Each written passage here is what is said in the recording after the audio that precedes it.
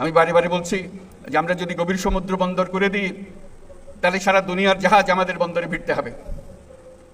আমাদের পণ্য সিঙ্গাপুরে খালাস করে দিয়ে চলে যেতে হবে না, অন্য দেশের পণ্য সিঙ্গাপুরে খালাস করে দিয়ে যেতে হবে না, আমাদের দুয়ার পর্যন্ত নিয়ে আসতে হবে পারবে। এবং অন্যান্য দেশের যারা সুযোগ দিতে পারবে না তাদের পণ্য এখানে দিয়ে যাবে, আমাদের এখান থেকে তারা নিয়ে যাবে। কাজে একটা বিরাট সুযোগ। আর বঙ্গোপসাগরে মাছেরও তো একটা বিষয় আছে।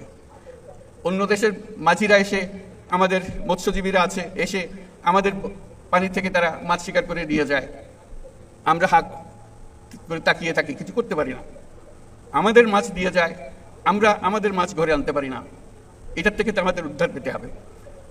সেই বঙ্গোপসাগরকে মিলিয়ে, তার উপকূলকে মিলিয়ে আমরা সমস্ত বাংলাদেশ পরিবর্তন করে ফেলতে পারি। আমাদের পরিকল্পনায় যদি আমরা মাদারবাড়ি, কক্সবাজার সব কিছু মিলিয়ে, মহেশখালী সব কিছু মিলিয়ে আমরা যদি একযোগে বন্দর উন্নত করি তাহলে পুরো এলাকা নতুন সিঙ্গাপুরে পরিণত হবে, এটা নির্ঘাত। এটার থেকে কেউ বাইরে যেতে পারবে না।